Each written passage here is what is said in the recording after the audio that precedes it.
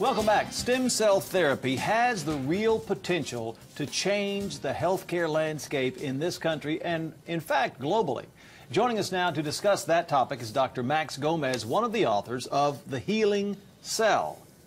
So, Max, thanks for coming in. My pleasure, Delighted Jeff. to have Glad you to be here. And another TV personality, we might add, for CBS. I've been doing that for a little while. For a while, a little while. So tell us first of all about the landscape overall. What we're talking about is stem cell therapy and primarily adult stem cells. Right. So let's provide that definition. So yeah, let's break that down, because embryonic stem cells, there's a lot of issues, moral, ethical issues that people are still sort of concerned about. Sure. If you went to medical school 10 years ago, there was no such thing as an adult stem cell. We were told you're born with all of the cells, your brain, heart cells, everything else that you're going to have, and then you spend most of your college years trying to kill them off. But then you need to, but now we found out we've got stem cells that regenerate our own body, in our brain, in our heart, in fat, in skin, in bone marrow, virtually everywhere. And these are the cells that we're talking about. These adult stem cells look like they can really be sort of nature's little fixer-uppers. You put them back into the body in the right place, in the right way, give them enough influence to push them in the right direction, and they know what to do to fix a lot of problems. How far along is research, and are we actually regenerating some tissue? Are we close to replacing organs? That actually gets to be complicated. We're actually a lot further along than most people realize. There are more than 4,500 clinical trials going on right now using adult stem cells. In this country? In this country. Everything from cardiac applications, orthopedic applications, brain, Alzheimer's, stroke, trauma, those sorts of things. So, and burns, for example, is another big area, because you can grow your own brand new skin instead of that scar tissue that you see.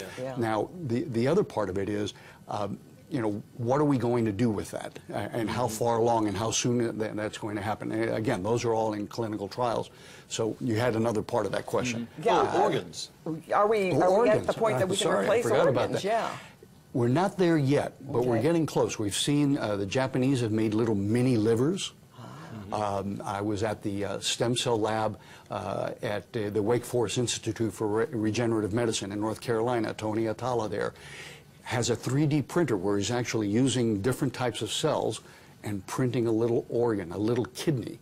Wow. And ready to go. So we're not ready to put that in, but we've made heart cells, we've made blood vessels, actual functioning blood vessels. He actually built, generated, and has put them back into humans, because I interviewed a young man who has a lab-grown bladder. Wow. Really? He had a bad bladder. He had spina bifida. He had a neurogenic bladder, it's called. Took his stem cells out, grew the bladder in the lab, put it back into him. This young man ended up being the captain of his high school wrestling team. He went to UConn. Teenager. Teenager, yeah. I've heard that one of the most exciting areas also has to do with joint replacement therapy and healing those tissues. Cartilage. Cartilage. You're interested in that, I know are you? about cartilage replacement. That's a lot of people are working on that, because all of us baby boomers, I've got a knee that sounds like a bowl of Rice Krispies when I get up in the morning. If we could regenerate that cartilage, then we would obviate and get rid of the whole need for joint replacement. That, that's the holy grail for osteoarthritis. We're working on that. It's getting there. That one's a little bit slower, because you can put the cells in there, but they don't always make the right kind of cartilage and repair that surface. But there are a number of labs that are working on that. On the other hand, things like dead hips, something called avascular necrosis, where the hip loses blood supply, it starts to die off. All you've got there is a hip replacement. You can inject stem cells in there. The hip grows back, heals. I interviewed a woman who ran a marathon after she got stem cell therapy for her hips. Yeah. There's also an interesting connection here with the Catholic Church. Tell us about that. Yeah, that's really, I've now helped organize and moderate 2 international stem cell panels or symposia, co-sponsored by and held at the Vatican. And the Vatican actually, the introduction there is by Pope Benedict, the Pope Emeritus, I guess, is what we call him, the retired Pope, completely supporting adult stem cell research. They're behind it. the hard line for them is still embryonic stem cells, right? Are we going to see the elimination of the need for embryonic stem cells, do you think, in the near future?